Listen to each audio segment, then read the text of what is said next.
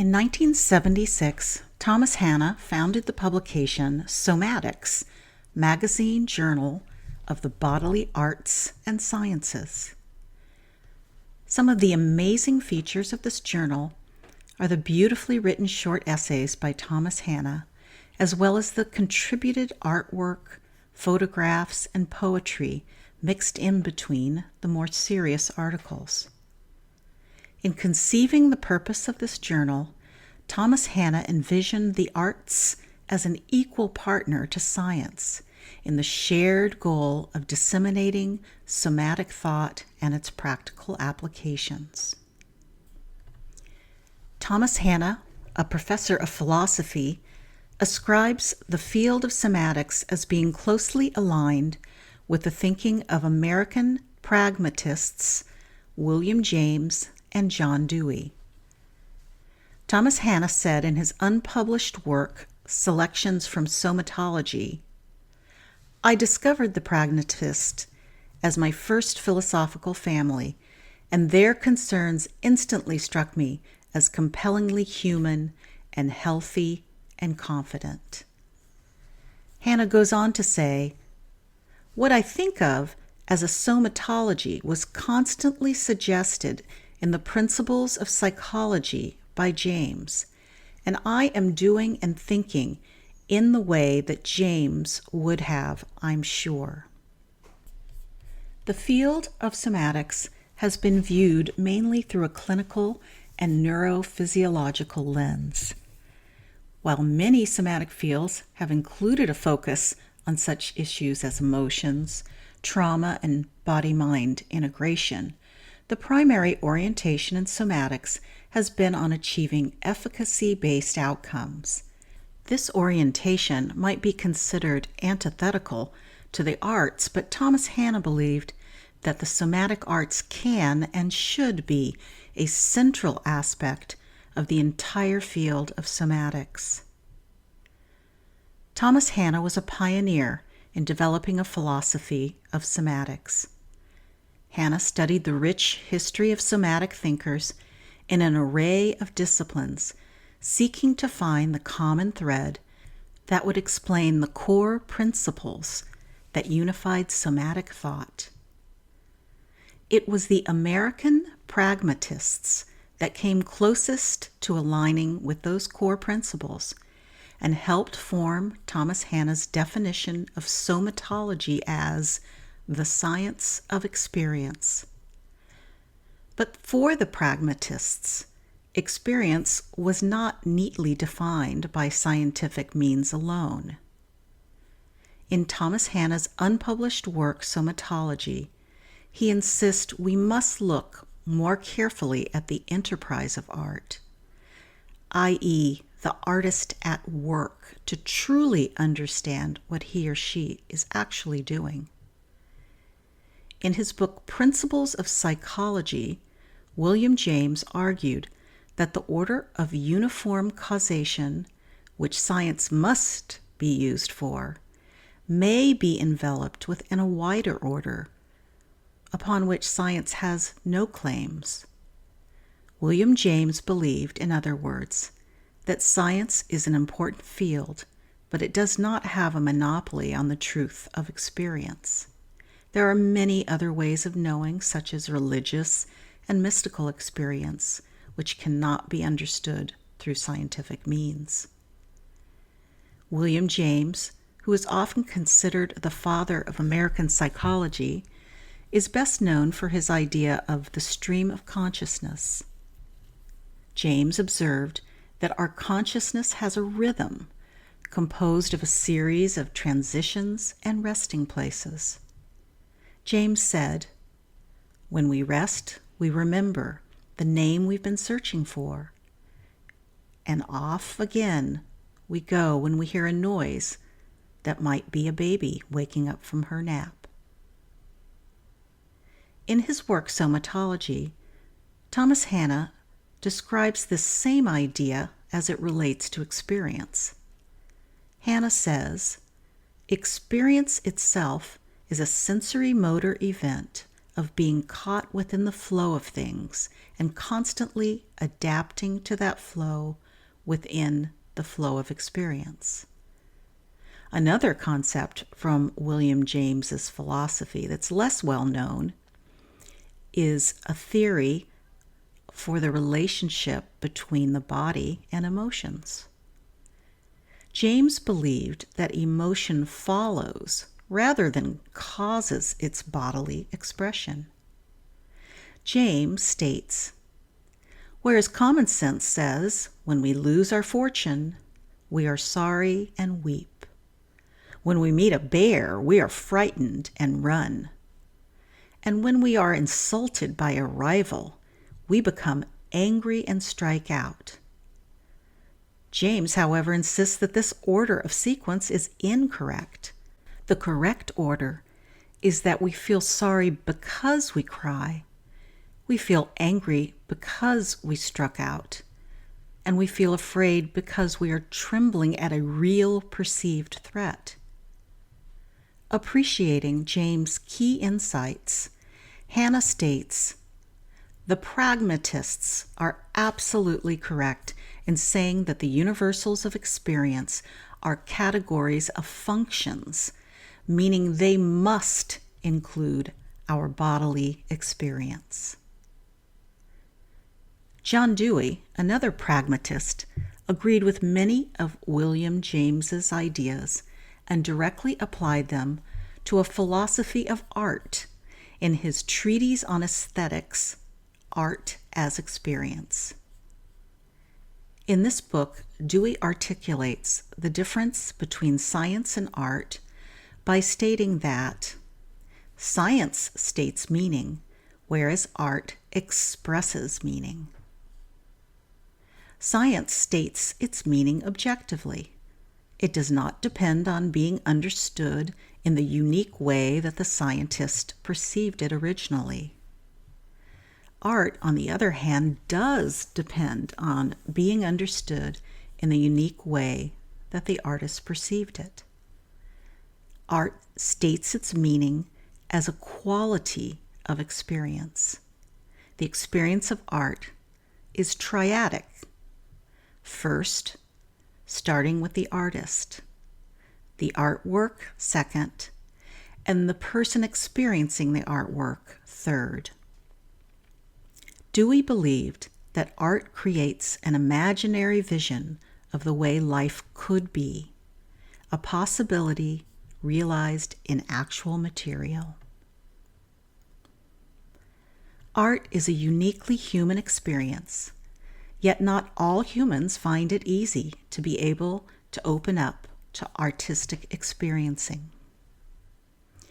In Thomas Hanna's book, The End of Tyranny, an essay on the possibility of America, he makes a sharp distinction between what he called the humanoid and the human.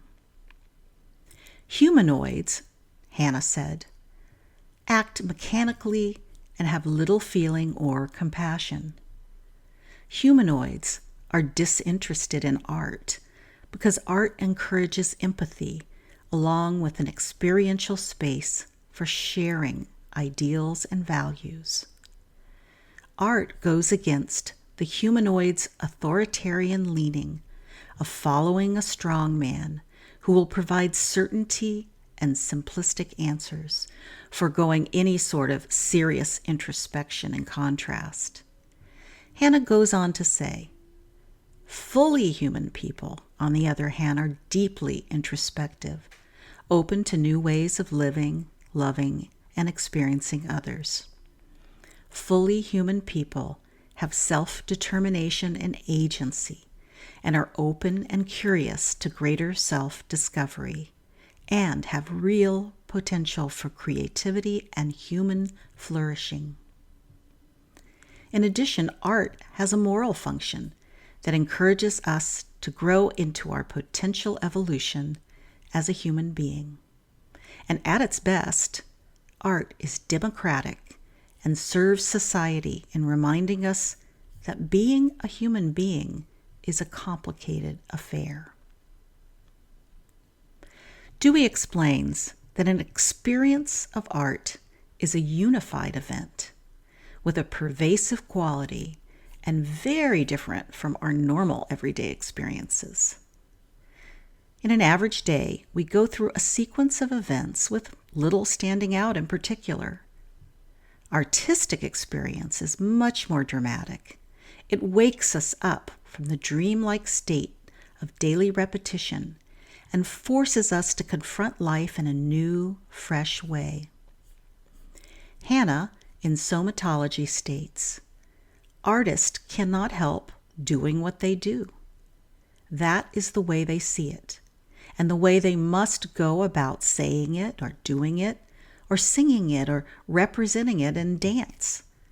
It falsifies the human significance of art to idealize it and set the phenomenon outside of our realm of possibilities." Dewey explains that the production of art is a multifaceted and difficult process, which includes impulsion, resistance, use of medium, and emotion, all of which are colored by past experiences. These processes continually cycle back and forth in refinement, creating a rhythm to the process of art. This rhythm is a core aspect of all art. The rhythm helps us enter into imagination and a participation in a process that transcends our familiar routines and ways of knowing. Art is imagination made manifest, a way of seeing and feeling that is expressed and congealed into an integral whole, opening the doors of perception. Art has played a significant role in every civilization, and Dewey explains that cultural memory and cultural exchanges are mediated by art more than anything else. The verb civilize means to instruct in the arts of life and meaning to elevate the scale of civilization. Historically, in the temple or church, art and religion were not separated but connected because of a human need for esoteric experience, and the mystical function of art serves that purpose perfectly. According to Dewey, the break between art and daily life occurred when art was relegated to an independent field. Thomas Hanna, in Somatology, also bemoans the separation of art from daily life, saying that in present day, art is most highly patronized and rewarded when it can be bought for purposes of business promotion. At one time, Hanna says, the artists and often even the art lovers could pursue their passions without interference from a noisy environment. The old way was to quietly and happily devote one's life to the gentile cultivation of those pleasures.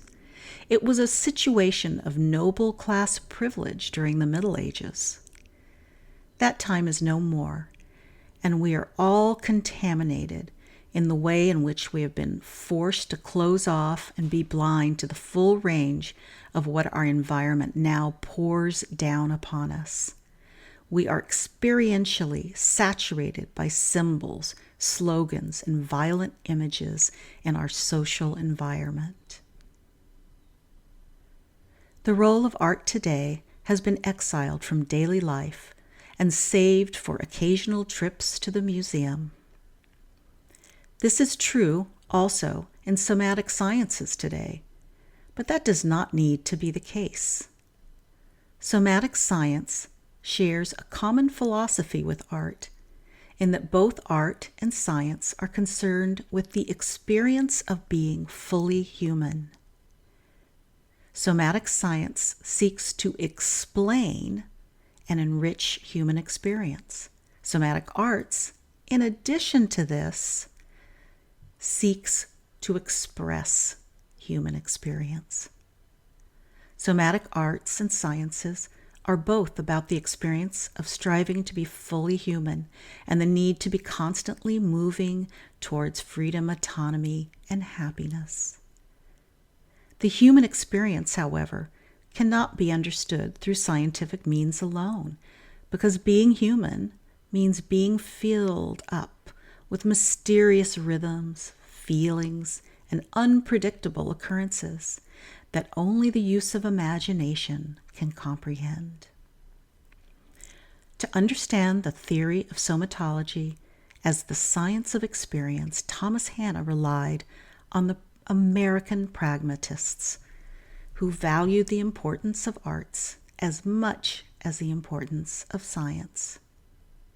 Somatic science today need not stand on its own. It is not an either-or. Somatic science is about striving to be more fully human, and the experience of art wakes us up to deeper understandings of who we truly are. Somatic practitioners today can recognize the value of the somatic arts as art lovers or somatic artists themselves. The process of somatic arts and sciences have the shared goal of moving more fully towards human freedom and joy. Science explains how to be more fully somatic, while art expresses somatic experience. Let us open up our somatic practices to incorporating the arts into our work. I, for one, think the future of somatics will be all the better for it.